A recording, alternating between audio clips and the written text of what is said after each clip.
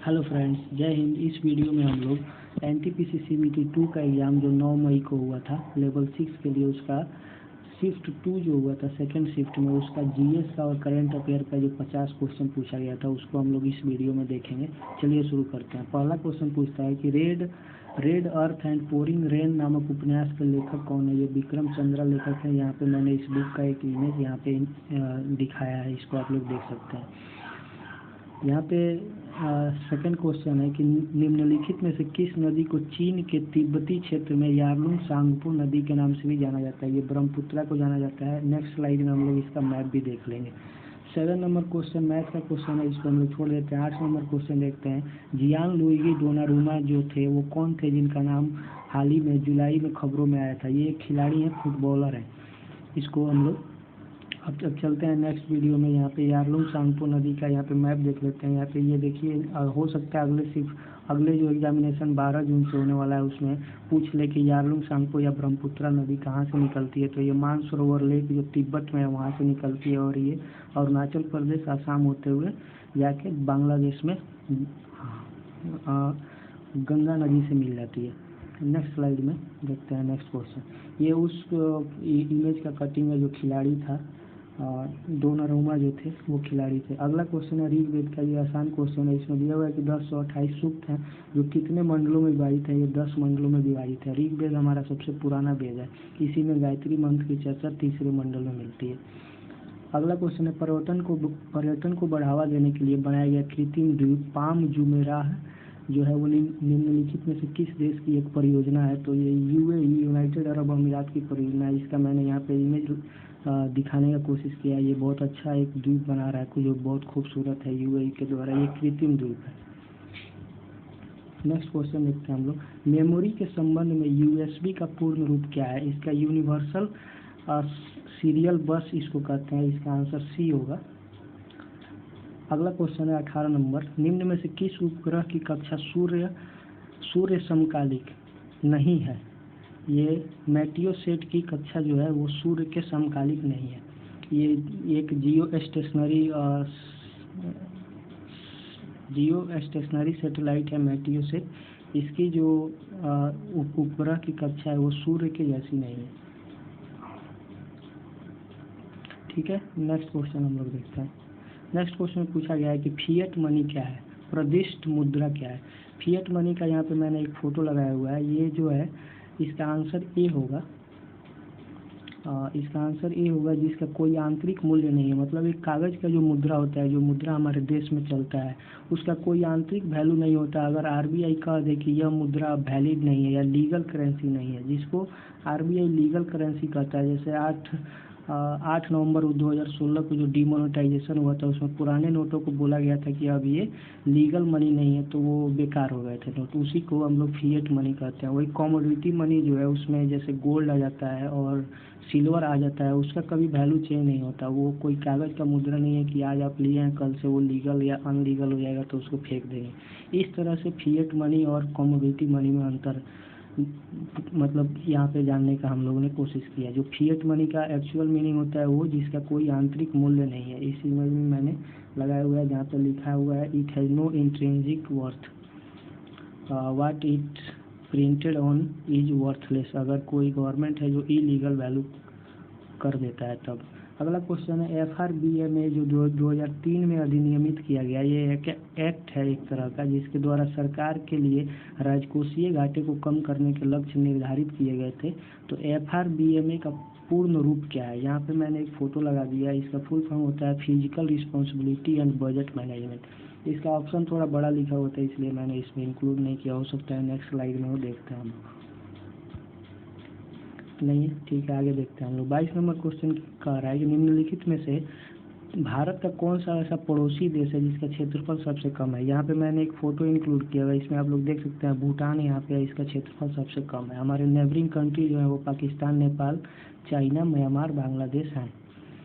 अगला क्वेश्चन पूछ रहा है कि निम्न में से कौन सा पौधा अपने मूल ग्रंथियों में पाए जाने वाले राइजोबिया जीवाणु जो होता है उसके साथ परस्पर सहजीवी संबंध के कारण वायुमंडल नाइट्रोजन स्थिरीकरण नहीं करता है। देखिए मसूर, काबुली चना और मूंगफली ये लोग नाइट्रोजन स्थिरीकरण करते हैं, और गूलर एक तरह का वृक्ष है, पेड़ है एक तरह का, ये पेड़ नाइट्रोजन स्थिरीकरण नहीं करता है। अगला क्वेश्चन है, वे भारतीय तबला उस्ताद, संगीतकार, तबला वादक, संगीतकार और फिल्म अभिनेता निम्नलिखित में से कौन है जिनको 1988 में पद्मश्री और उसके बाद 2022 में पद्म भूषण से सम्मानित किया गया है। देखिए पिछले को शिफ्ट में जो हुआ था 9 मई का फर्स्ट शिफ्ट में, उसमें अल रखा से एक क्वेश्चन पूछा गया था। इसमें ये तबला वादक उस्ताद जाकिर हुसैन से एक क्वेश्चन पूछा गया है। इसका आंसर उस्ताद जाकिर हुसैन होंगे। निम्नलिखित में से कौन सा आधुनिक आवर्त सारणी के डी ब्लॉक में आता है? ये आयरन आता है, Fe इसका आंसर होगा।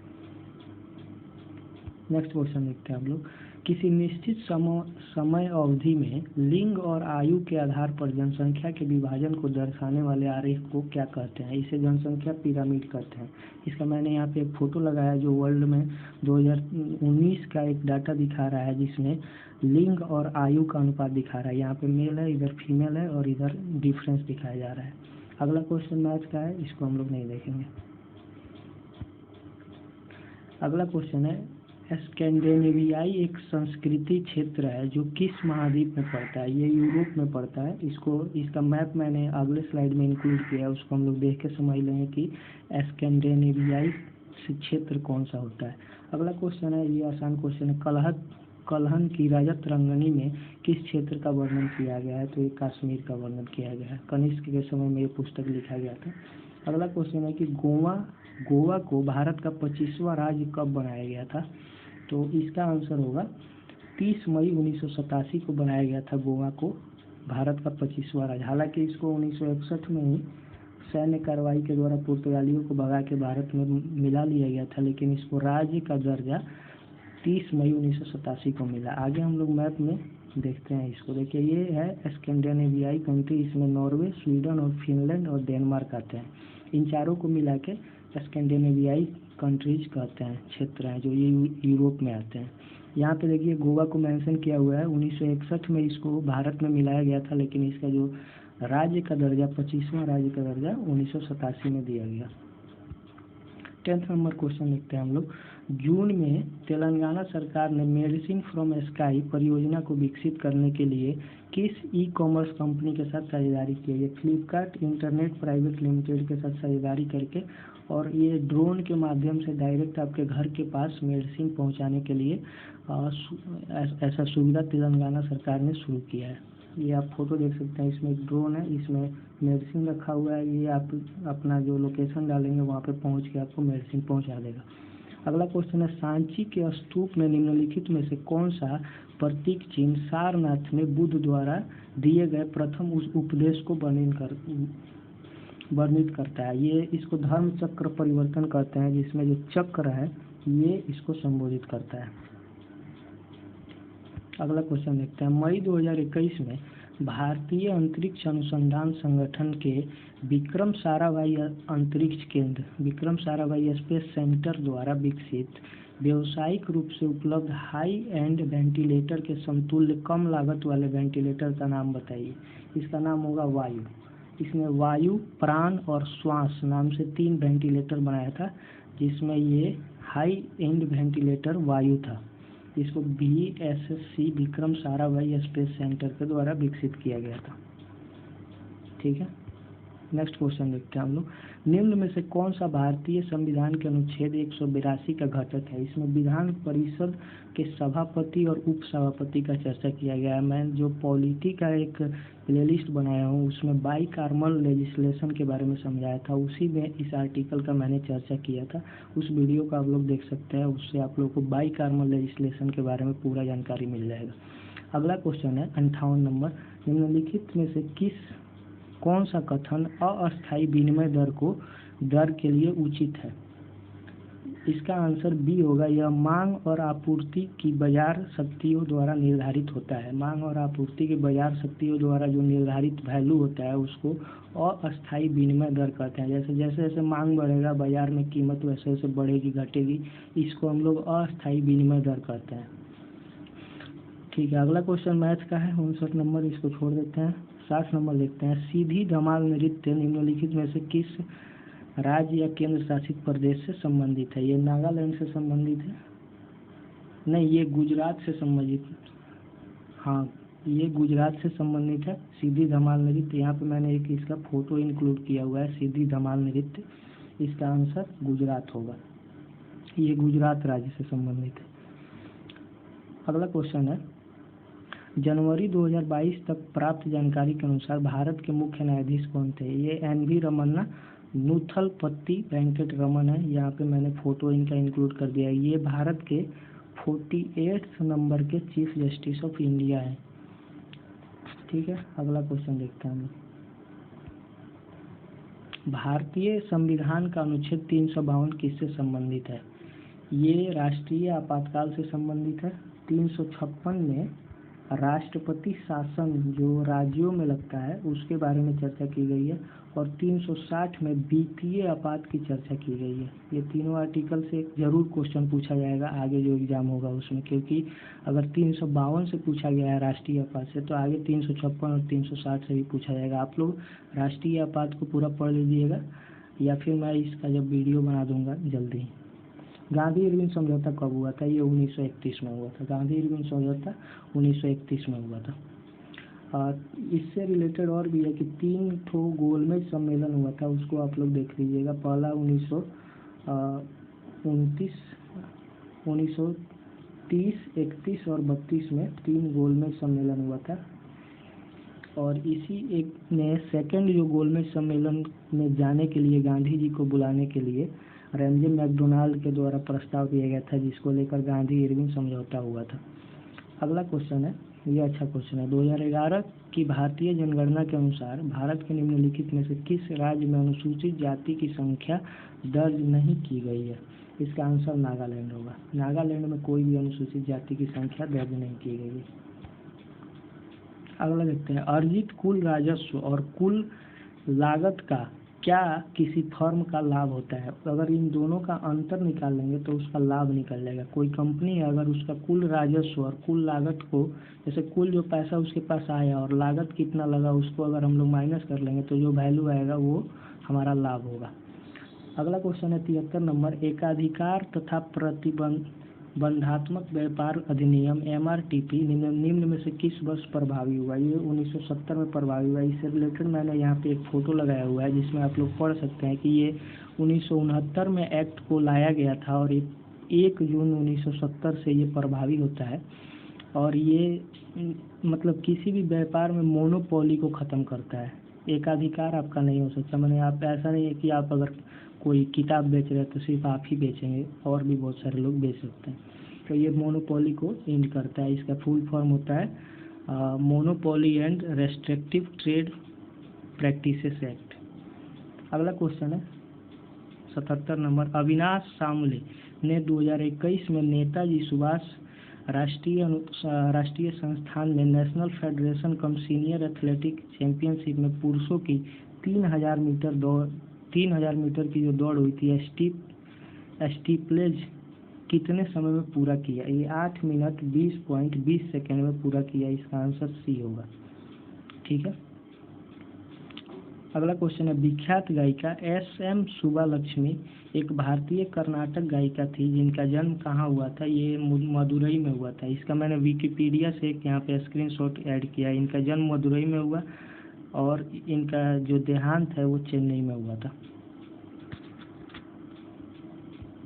ठीक है, यहाँ पे देखिए मैंने वो जो अविनाश सामले से रिलेटेड जो था, ये द हिंदू का एक मैंने स्क्रीनशॉट यहाँ पे पोस्ट किया है। ये टोक्यो ओलंपिक में भी भाग लिए थे, और ये यहाँ पे 8 मिनट 20.20 सेकेंड में 3000 मीटर का दौड़ अपना ही रिकॉर्ड तोड़े थे।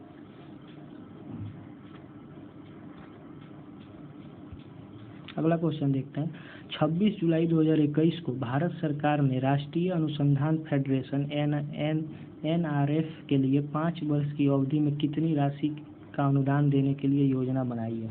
ये 50,000 रुपये का अनुदान देने के लिए योजना बनाई है। 50,000 करोड़ रुपये का राष्ट्रीय अनुसंधान फेडरेशन जो रिसर्च होता है उसके लिए इतना 50,000 करोड़ का अनुदान दिया गया है 26 जुलाई 2021 को।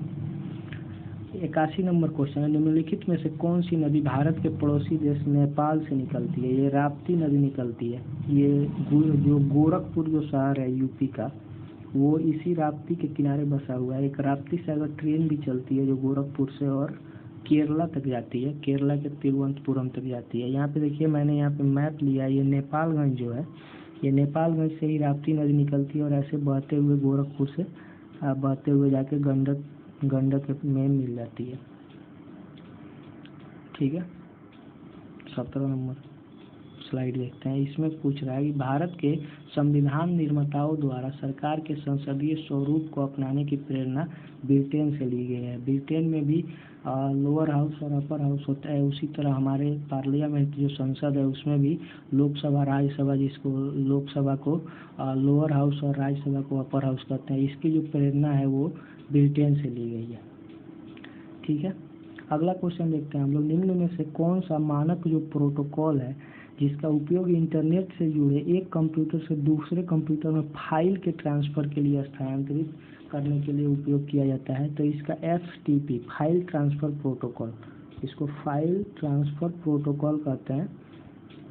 इसके पहले जो शिफ्ट हुआ था उसमें पूछा गया था HTTP से question, hyper text transfer protocol. उसमें टेक्स्ट जो होता है उसको ट्रांसफ़र किया जाता है, उसको ब्राउज़र में ट्रांसफ़र किया जा सकता है, उससे क्वेश्चन पूछा गया था। यानी कि आप इस वीडियो से एनालाइज कर सकते हैं, दोनों वीडियो को देख के, कि आगे आने वाले जो भी एग्ज़ाम है 12 जून से जो शुरू हो रहा है लेवल 5, 3 और 2 का, उसमें किस तरह का एग्जामिनर क्वेश्चन पूछेगा वो आप इस वीडियो से समझ सकते हैं। और इसी वे में आप लोग को इसी क्वेश्चन से रिलेटेड जो अदर फैक्ट्स हैं उनको आप लोग को पढ़ना होगा। ठीक है, 86 नंबर क्वेश्चन देखते हैं। गरीबी रेखा की अवधारणा पर चर्चा करने वाले प्रथम राजनीतिक और हस्ती कौन थे? ये भारत के परिप्रेक्ष्य में पूछा जा रहा है, तो दादा भाई नौरोजी थे, जो पहली बार गरीबी रेखा का अवधारणा और राष्ट्रीय आय जो बताए थे 20 रुपया 1881 के समय में, वो दादा भाई नौरोजी बताए थे। भारतीय राष्ट्रीय कांग्रेस, भारतीय राष्ट्रीय ऑर्केस्ट्रा के संस्थापक कौन है? ये रविशंकर हैं, भारतीय राष्ट्रीय ऑर्केस्ट्रा के संस्थापक। अगला क्वेश्चन है, किस पूर्व एथलीट को BBC Indian sports women of the year 2021 के लाइफ टाइम अचीवमेंट अवार्ड से सम्मानित किया गया है? ये क्वेश्चन आई होप आप लोगों ने पढ़ा होगा। अम्बू बॉबी जॉर्ज को सम्मानित किया गया था BBC के स्पोर्ट्स वुमेन अवार्ड से। अगला देखते हैं हम लोग स्लाइड। पढ़ने की कौन सी पुस्तक के साथ संस्कृत व्याकरण का विकास प्रारंभ हुआ? ये पाणिनि द्वारा अष्टध्यायी लिखा गया था। ठीक है, अष्टध्यायी पुस्तक में संस्कृत व्याकरण का चर्चा किया गया है, जो पाणिनि के द्वारा लिखा गया था। अगला क्वेश्चन है, नीचे सूचीबद्ध खाद्य पदार्थों में विटामिन C का सबसे समृद्ध स्रोत कौन सा है? ये साइट्रस फल, जो खट्टे फल होते हैं उसमें विटामिन C ज़्यादा मात्रा में पाया जाता है, जैसे आंवला हो गया, नींबू हो गया, इन सब में।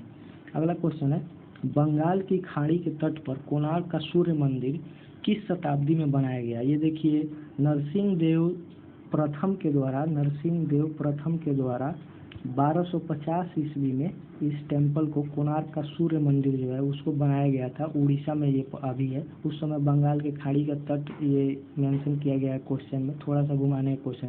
तो इस तरह से देखिए, अगर कोई भी शताब्दी अगर चल रहा है, जैसे मान लीजिए अभी चल रहा है जैसे 2022, तो इसको 21वीं शताब्दी कहेंगे। ये 2099 तक 21वीं शताब्दी ही कहा जाएगा। जैसे यहाँ पे 2101 शुरू होगा, वहाँ से ये चेंज होकर 22वीं शताब्दी हो जाएगा। इसी तरह अगर 1250 में ये टेम्पल बनाया गया है तो इसको 13वीं शताब्दी कहा जाएगा। इसका आंसर बी होगा।